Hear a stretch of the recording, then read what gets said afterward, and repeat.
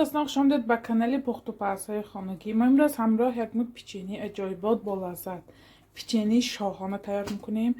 مثل پهلوه میبیاد، بیاد خوشخور. محصولات لازمه برای ما 350 گرم آرد، 180 گرم مسلا ما در حرارت خانه باشد، 2 دانه تخم، 3-4 قاشق سمیتانه و 5 گرم رزرخلیتی لازمه. جای سمیتانه میدونید آب خنک هم استفاده برید. همین محصولات برای تیار کردن خمیرش لازم است. من در اول سفیدی زردی تخم جدا کنم. سفیدیش برای نچینکش لازم. من زردچه بالای سمیتانه و همراه کنم برای خمیر. ما در اول کاسه با آرده میگیریم. بسم الله الرحمن الرحیم. خداوند کار ما با فیض و برکت و عبرتیت رزرخلیتی همراه میکنیم. میخته کرم و مسئله کвадراتی کرم برای آسان آمدنی خمیر ما با شروع میخته شود. بسم الله الرحمن الرحیم. ما ریزانر میکنیم مسئله و آردامویه. نگاه کنید آردام مسئله چه ریزان که شروع اومد. ما اکنون من همین مسئلاتی تیار کردیم همراه میکنیم. بسم الله الرحمن الرحیم. ما تا سخت شدنش خمیر میکنیم. ما همه من سمیتانه همراه کردیم. شروع خمیره سخت تکر میکنیم. من باید خمیری ما نمیتاب زردخش رو ترشانی بکنید. چه زردخش رو اومد.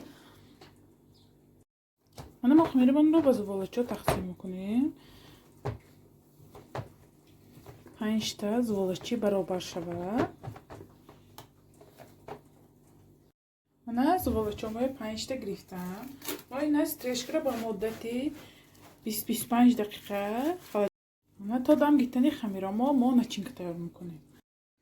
من برای نچینکش با ما چی لازم؟ 4 مغز مویز گرفتم، 20 گرم مسله آب کرگینی مسله میخوام ملایمک باشد. من 2 دانه سفیدی تخم، 100 گرم شکر، 3 قاشق کلان آرد. من سفیدی تخم رد زدنم شرط نیه. سفیدی تخم من شکر و آرداموی همراه کرده. همه محصولاتامه خوش رو میخته میکنم. بسم الله الرحمن.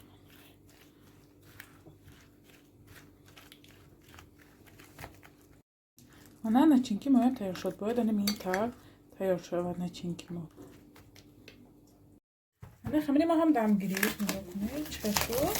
ما این نکو یکته خوش رو تنوگ میکنه.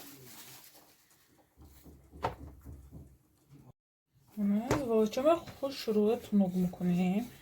ما این تنوگ کنیم به هر نظم بیاد. خمیراش میپیچونیم. تنوکک یعنی خوشخوری بالازن میگه. برای همین هر چقدر تنوگ کنیم همون قدر بهتر.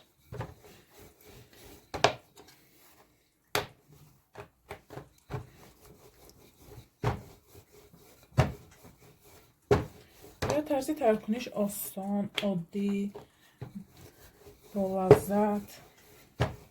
جای پهلوه با هم اینه تیار کنید میشه بیاد مغز میبیاد. من نگاه کنید شروع 4 کنجی تنوگ شده. ما کمی نچینکی تیار کرده مایه. یک پرش با شروع میمونیم. بسیارتر خواهید بسیارتر، کمتر خواهید کمتر. نچینکش بسیارتر تیار کنید. خیلی در نش با بسیارتر میشه. 4 مغز مویزش. ما تا آخره نمونیم. خیلی آخرش محکم میکنیم. همین طرف نچینکه گذاشتیم. ما میپیچونیم.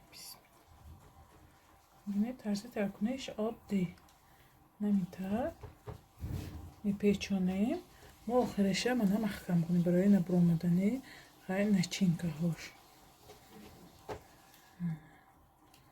شروع محکم کنیم. همین طرف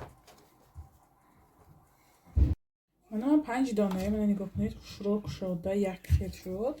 ما اکنون من تخم مالی شروع تخم مالی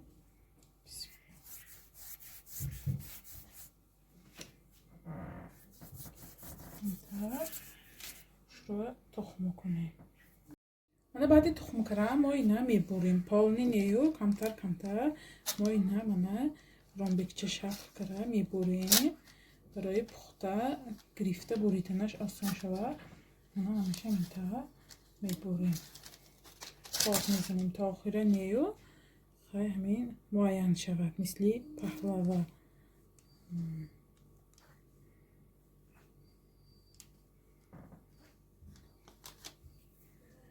mana خشرو بریدیم اکو کمتر mana کنجدی سفید میپاشیم. خواهی دگانچی نپاشید باز هم با لذت‌تر و زیبا شدن است. من کنجدی سفید پاشیدم.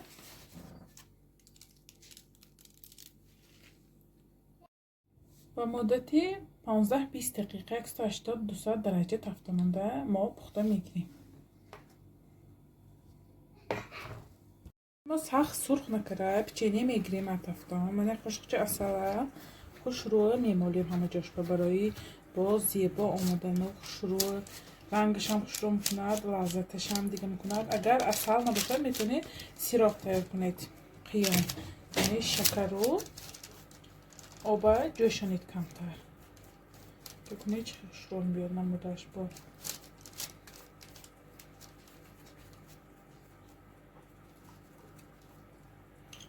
من خشرو اصلا مالیدم. نگاه کنید الکی رنگش دیگه شد. ما اینا 5-10 دقیقه دیگر تفتمانده میگذاریم. من نگاه کنید پیچینی ما هم تیار شد. نگاه کنید نموده چه خیلی اومد جایبا. ما اینا خشرو کو نمی رام بکشه ریزه کرگیمو که ریزه میکنه.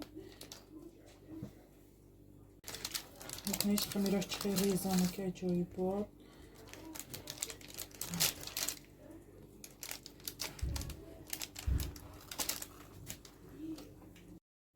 من نگاه کنید چه خیلی اومده است. خمیراش عجایب ریزانک. من از ما همیشه بریده جدا کنه میگیریم.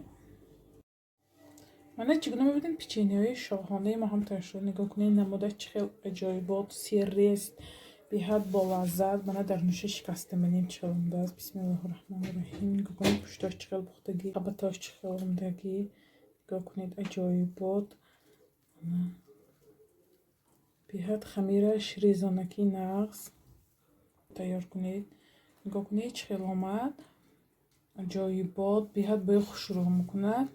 کانال ما دستگیری کنید، подписаться کنید یا رو دوستای دعوت کنید. انشالله باز با دستگیری شما ویدیوهای بهتر و بهتر میشد. انشالله خیر تا ویدیوهای آینده در پناهی خدا باشید دوستان.